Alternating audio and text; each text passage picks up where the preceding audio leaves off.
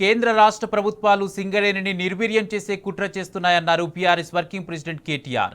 ఎవరెన్ని కుట్రలు చేసినా సింగరేణిని కాపాడేందుకు విశ్వ ప్రయత్నాలు చేస్తామన్నారు.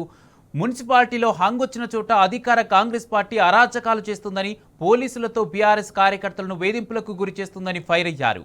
అధికార పార్టీ ఒత్తిళ్లు అరాచకాలు తట్టుకొని బీఆర్ఎస్ నాయకులు పోరాడుతున్నారన్నారు కేటీఆర్. ఆల్రెడీ సిపిఐ అనేది అలయన్స్లో ఉంది, ఇబ్బంది ఏమీ లేదు. మేము సింగరేణిలో ఉండే కార్మికుల ప్రయోజనాల దృష్ట్యా సింగరేణిలో జరుగుతున్న దోపిడీని నిరోధించడానికి అని నేను క్లియర్గా చెప్పాను.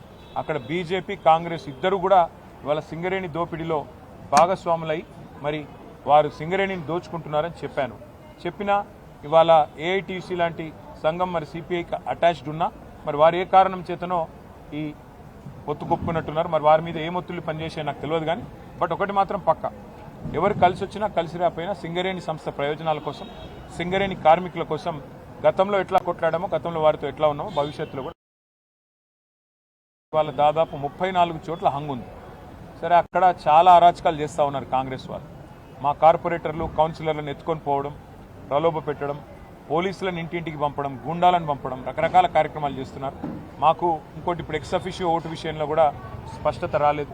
మరి చూద్దాం, మాకు కూడా ఇంకా వస్తున్న ట్రెండ్స్ అవి చూస్తూ ఉంటే ఇంకా కొన్ని మున్సిపాలిటీలు మా ఖాతాలో పడతాయి. ఇప్పటికే 17 క్లియర్గా ఉన్నాయి, ఇంకా దాదాపు ఒక 10-12 రావచ్చు అనేది మా అంచనా. చూడాలి రేపు ఏమవుతుంది.